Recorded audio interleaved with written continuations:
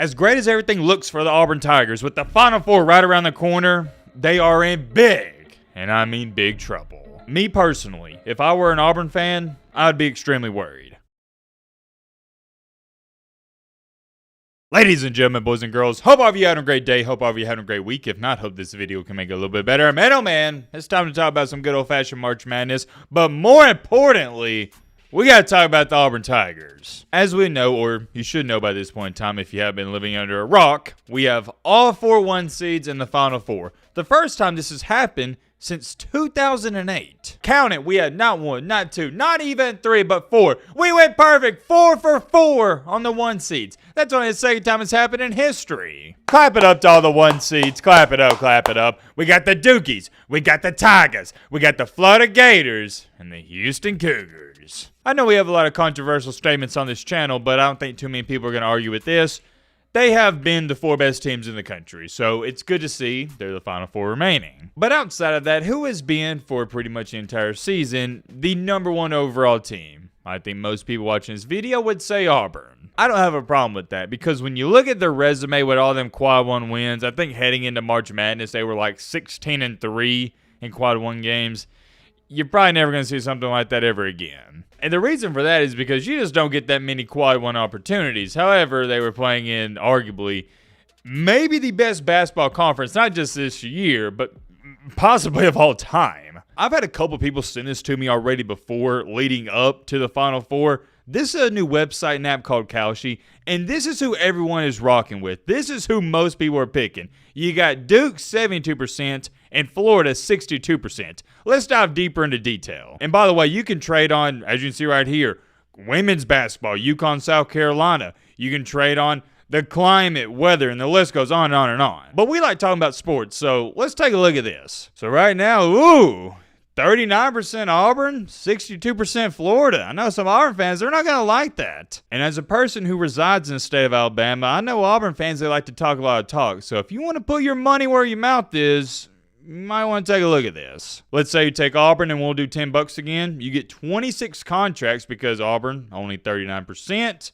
If you trade up to $100, you get $10 with the code MattBGreat. Going back here, it looks like everyone's picking Duke 50% over Florida's 24% to win it all. I guess you could say I've been going against the grain because it's documented on the channel. This isn't like I'm just making this up now. I've been saying it for the past month or so.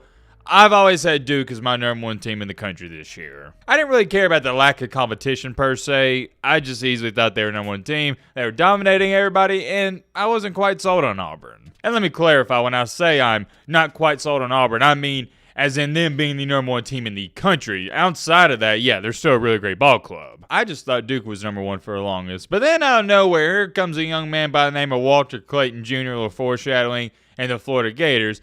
And then I changed my rankings to Florida #1, Dukie's #2, and Auburn #3. So I didn't have the Tigers in the top 2. Heading into the tournament, those were my top 3 teams, and nothing has changed ever since then. But weirdly enough, with Auburn dropping 3 out of their last 4 ball games, I'm going to say that again, Auburn lost 3 out of their last 4 games heading into March Madness, the selection committee still gave them the #1 overall seed.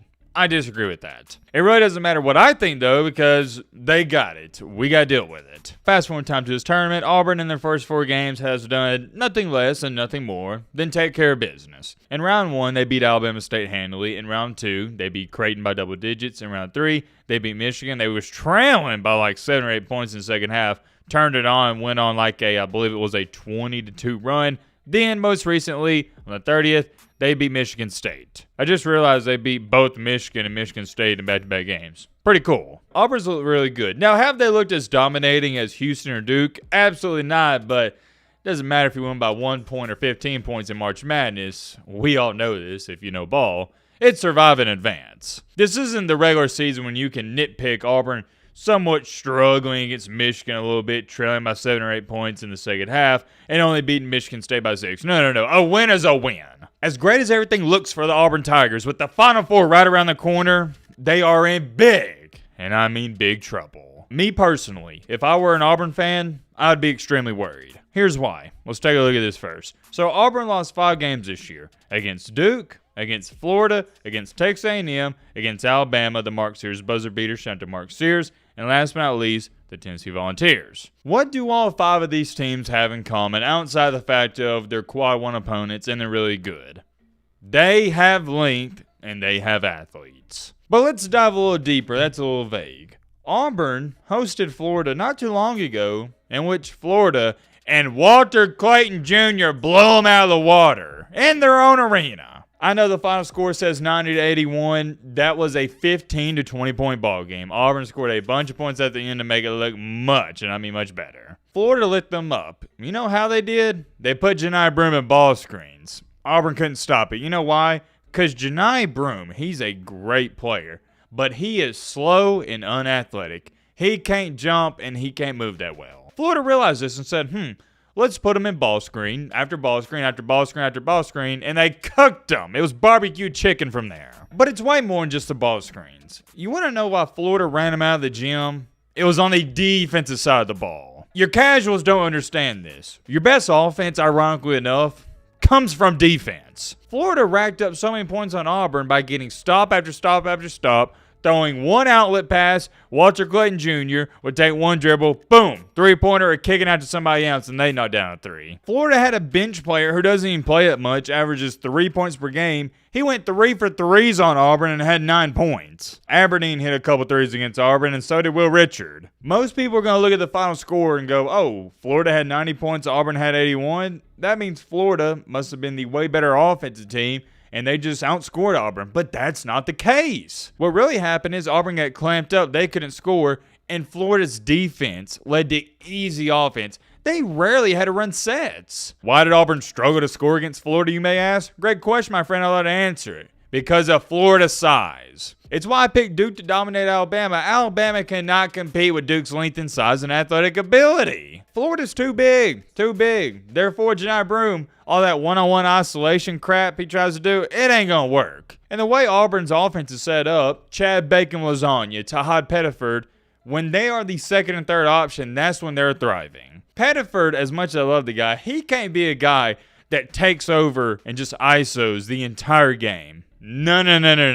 It's not going to work. I'm telling you right now, it's not going to, and that's a problem because they need Broome to get going for everybody else to get going. When Broome struggles, have you noticed, the rest of the team does as well. Auburn's a great three-point shooting team with Pettiford, Denver Jones, and Miles Kelly, but they're not guys that are going to get out here and get you isolation buckets 24/7. I think Chaney Johnson, the transfer, he could be one of your X factors. Keep your eyes on him. But it goes back to this for me.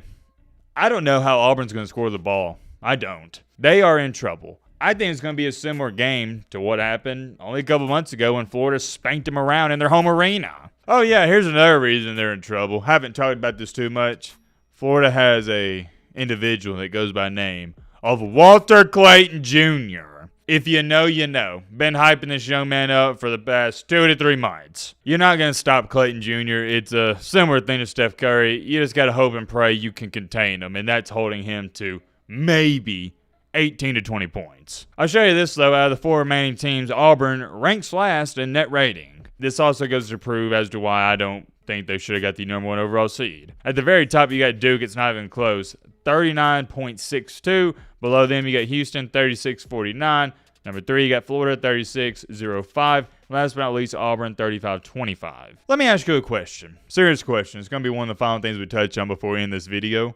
How is Auburn going to score the ball? I know how Florida's going to score. We know who's going to have the ball in their hands the majority of the game. Walton Clayton Jr., pick and rolls, dishing it out. But what about Auburn? Is Pettiford going to go off for 25, 30 points? No, that's not likely. But I know Walton Clayton Jr. can do that. Is Chad Bacon Lasagna going to do anything? I don't know. Is he going to be trying to fight people, or is he going to be trying to play basketball? You know Cardwell's not going to do anything. I love him, but he's just a rebounding machine. Chaney Johnson could be the X factor, like I said. Keep your eyes on him. Denver Jones, Miles Kelly. You get the point I'm trying to get across. I'm worried for Auburn. I am. It's not even like, oh, they could lose.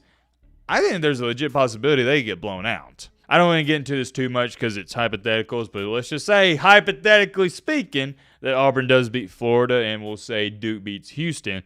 Auburn matches up terribly with Duke. That is a different conversation for a different day. But if Auburn plays Duke, yeah, there's no way Auburn wins that game. So if you are an Auburn fan, you better be rooting for Houston. That's your best bet if you beat Florida. Many more things I could say. We're going to end the video here. Let me know your thoughts down below. But